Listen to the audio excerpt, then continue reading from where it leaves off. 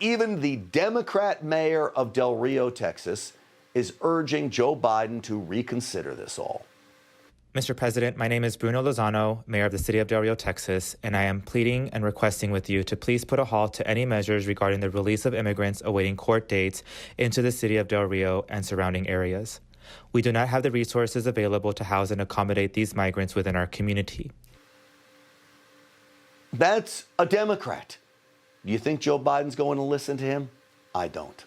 Joining me now to discuss this, Republican Congressman of Florida, Greg Steube, is with us, and Republican Congressman of Georgia, Barry Loudermilk, is also here. Congressman, great to have you both on the program. Thanks for having us. Always good to be with you. So, Congressman Steube, huge immigration plans now being pushed onto Congress. You've got a Democrat mayor saying, Joe Biden, take a step back here. How are you going to push back against this, Congressman Steube?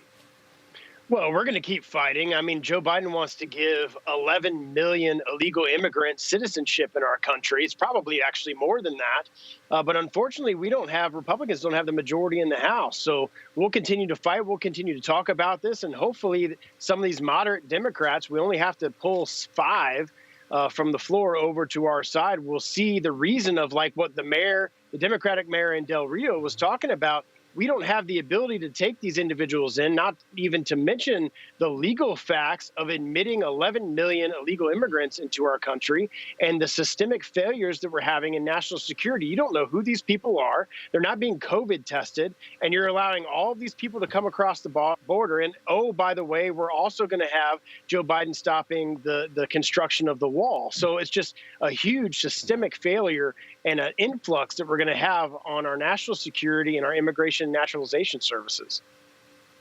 And Congressman Loudermilk, all of what Greg just pointed out comes on the heels of what they're calling amnesty. They talk about 11 million people, and I'm with Congressman Steube. I think the number's probably more like 25 million illegals in America. They want to just wipe the slate clean? What about all the people that came here, spent a lot of money doing it right? There's no way this can get through, is there, sir? Well, I mean, there's definitely a way it can get through because Nancy Pelosi doesn't believe in including any Republicans in any of the decisions you make. I mean, look at what's happened with this COVID relief package as part of the budget. The budget committee wasn't even formed when she ramrodded it through the House. And so they're going to try to get this done. But I think what they're going to see that's different now is President Trump depoliticize the immigration issue. And a lot of people think that it's depoliticized. Yes, because even Democrats, as you just saw, and you pointed out in your monologue, Democrats along the border are seeing that Trump's plans worked. The walls worked. Having people apply for asylum in Mexico, it worked. Caravans stopped. And just with the stroke of his pen, Joe Biden is undoing all of the really humanitarian policies toward illegals coming into this country that Trump and the Republicans were able to achieve. It's going away. But Democrats, especially those along the border, saw, hey, these policies did work, and now they're going away all of a sudden. I think it's going to be a little different this time around with the American people. Yeah. I think you're starting to see some kinks here in the Democrats' plan. Politico comes out with a report basically saying this has a slim to none chance to get pushed through, that it's dead on arrival because of the Senate. And then instantly you start hearing Democrats like Cuellar saying, oh, we're going to piecemeal this together. We're going to do some smaller bills. Well, anybody that's followed Congress know, if they want to do it big, you got to stuff it in a massive bill where they force you to vote for it. Doing this in smaller bills, to me, seems like they're trying, Greg Steube, to tell the radicals in their party, oh, don't worry, it may be smaller, and we'll push some other bills through at a later date. What do you think?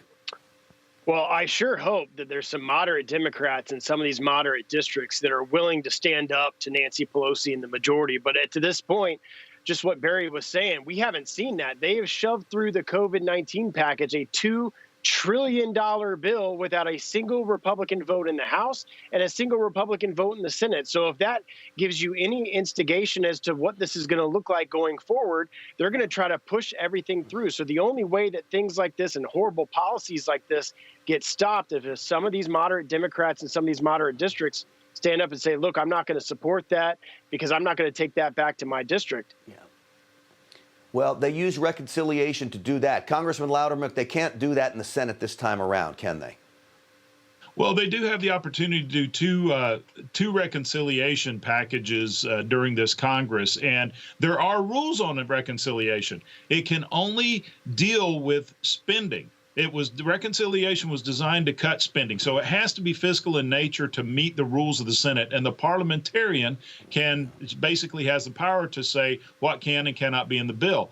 However, Chuck Schumer has already said, we'll just ignore the rules and go forward with it. Fortunately, some level-headed people like Joe Manchin has said they won't vote for anything that doesn't abide by what's called the Byrd Rule in the Senate. So they're going to try. I mean, they're going to try to push it just as far as they can, but I don't think they'll be quite as successful. Just like Greg said, we need some of the common sense folks, the few that are left in the Democrat Party, to come along and do what's right for the American people.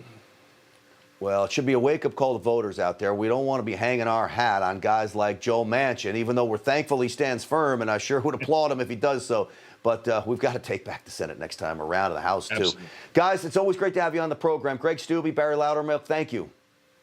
Thank you. Great to see you. Hi, Emma Reckenberg here. If you like this video, there's a whole lot more to see on Newsmax TV. You can watch for free right here on our YouTube live stream and be the first one here each time our experts break down real news. Just hit that subscribe button, ring the bell icon, and stay with us on America's fastest growing cable news channel, Newsmax TV.